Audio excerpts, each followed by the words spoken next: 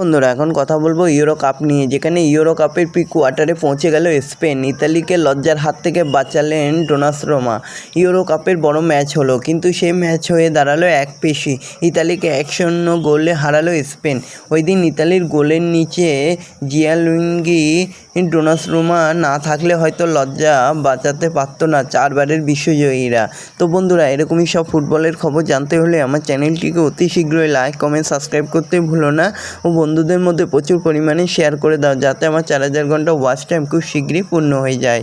তো বন্ধুরা, শুরু হয়ে গেল ইউরো কাপের প্রি কোয়ার্টার ম্যাচে পৌঁছে গেল স্পেন, যেখানে ইতালিকে লজ্জার হাত থেকে বাঁচালেন তাদের গোলকিপার। পুরো ম্যাচে যেন একপেশি ম্যাচ হয়ে দাঁড়িয়েছিল। ইতালিকে 1-0 গোলে হারালো স্পেন। একমাত্র গোলটি হয়েছে তাও আত্মঘাতী, কিন্তু স্কোর লাইন দেখে কোনোভাবে এই ম্যাচে কিছুই বোঝা যাচ্ছিল না। শুরু থেকে শেষ পর্যন্ত স্পেন দাঁড়াতে দিল না ইতালিকে।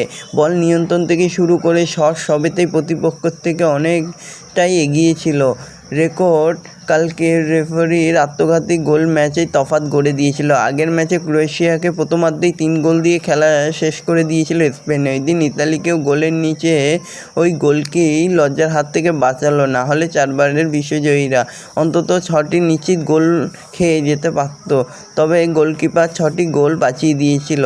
তবে স্পেনের বিরুদ্ধে বড় লজ্জার সামনে পড়তে হতো হয়তো ইতালিকে। গোটা ম্যাচে ইতালির খেলা দেখে মনে হলো না তারা 4 বারের বিশ্বজয়ী। স্পেনের তরুণ খেলোয়াড়দের সামনেও নাকানি চোবানি খেতে হলো ইতালির অভিজ্ঞ খেলোয়াড়দের। তো এরকমই সব ফুটবলের খবর জানতে হলে আমার চ্যানেলটিকে অতি শীঘ্রই লাইক, কমেন্ট, সাবস্ক্রাইব করতে ভুলো না ও বন্ধুদের মধ্যে প্রচুর পরিমাণে শেয়ার করে দাও, যাতে আমার 4000 ঘন্টা ওয়াচ টাইম পূর্ণ হয়ে যায়। ধন্যবাদ।